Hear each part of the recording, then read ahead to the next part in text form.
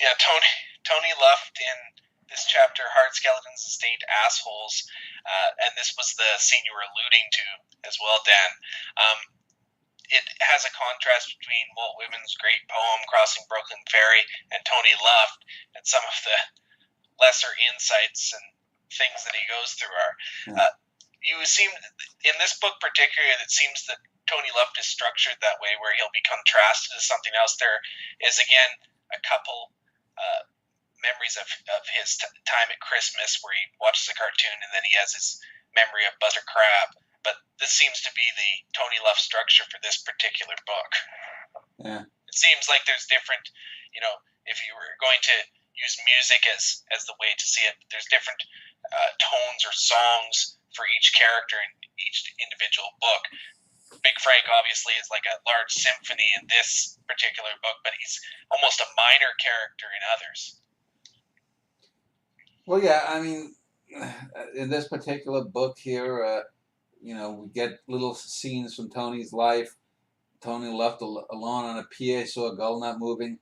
He was emotional. He thought of that. Yeah, that scene here, that actually happened with Jessica and I on Lake Superior, where I accidentally killed a gull that Jessica thought was a statue or what. And I said, no, it's a real bird. And the dumbass bird didn't move, and I just rolled the pebble down, and it hit a rivet, and it hit the bird in the head, and he went into the water. And then about a minute or two later, birds started circling overhead. And I immediately thought of the bird that said, "Let's get out of here, Jess." So talk about a little bit of the contrast between the two sections, obviously the great poem and then the idiot Tony Luft. And Tony Luft is so delimited in his thinking that sometimes the narrator will even reference the fact that he's a moron and will say things like thinking is hard and is particularly condescending to Luft. Well, that was actually a statement that a friend of mine made, Jason Samples. One day when we were in Minneapolis, I think Jason had said something at the UPG. He said, why can't people understand something? Well, Bruce Ario may have asked that question, and Jason went, well, thinking is hard. Yeah.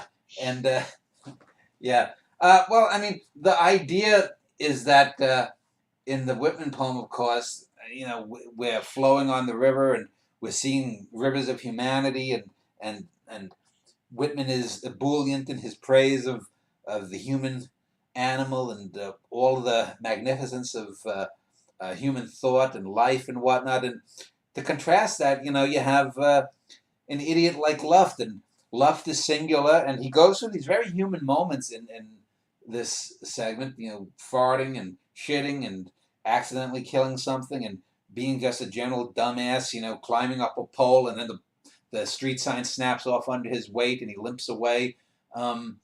Little moments of humiliation. And so it's the chorus anti-chorus of this grand elevation of Whitman, which in many ways there's truth to that. There is grandeur in the human animal, but by the same token, you have the Tony Lufts, this lonely individual who has never fit in. Throughout his life never fit in. Tony Luft, probably never had any real love affair. He probably just had sex with prostitutes. His striking out with Carla Maravelli when he tries to pick her up after she tries to hire him to kill Paulie is a good example of his total ineptitude around females. And that's just as real too. This lonely, violent, dark little man. So you get the yin and yang of the Whitmanian vision and the Luftian reality within this book. And it ends again, I think, with another one of the Buster Crab moments here, and Yeah, it does. Before that, though, he has an interaction with the priest where, you go through a very high and low in your sentences. So it will go. Luft was in the confessional booth. Father Jared again was asking him to confess his sins. Luft thought, "I'm a Jew." He did not say it, but he thought it. Of course, his mother, being a Roman Catholic, made sure that he was a Jew in ethnicity only, save for the fact that his father insisted on his being circumcised. The priest pressed him for information he knew about Luft. He knew Luft was a killer. He knew Luft was a paid assassin. He knew Luft had killed 2 members of his own flock. He pressed. Luft judged and thought he was odd that he was understood me. The priest pressed. Luft squirmed. Then he farted. Who was he? The booth was silent, but there was more than 2 men in it. And that's a great line to end this section, because you kind of pause on that line and think of maybe some of the philosophic moments with it, even though it literally goes from, this interaction with the priest to letting loose a fart. Yeah, and I talked about, when you talk about, I've got, in this book, I've got dozens of great scenes like that Big Frank Sneaker scene that I would put, if you took the top 100 scenes in prose fiction, I could argue there's probably 2 or 3 dozen of them right from this book. And I could argue that I'll put, I could fill out the top 100. If you took the top 100 scenes in my all of my fiction, it would probably be equal to or greater than the top 100 scenes written by all other published writers combined. But by the same token, that scene you just described, and I just looked at it before, it's a perfect little filmic moment there. 2 men, they know each other. They're both hypocrites, because this priest is a hypocrite for shriving a guy who knows a scumbag like Luft, and he farts.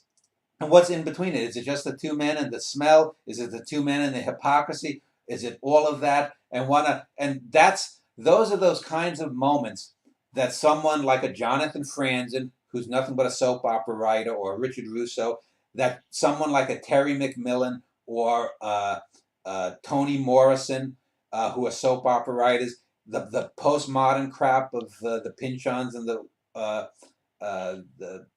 what's his name, Wallace's, they can't write.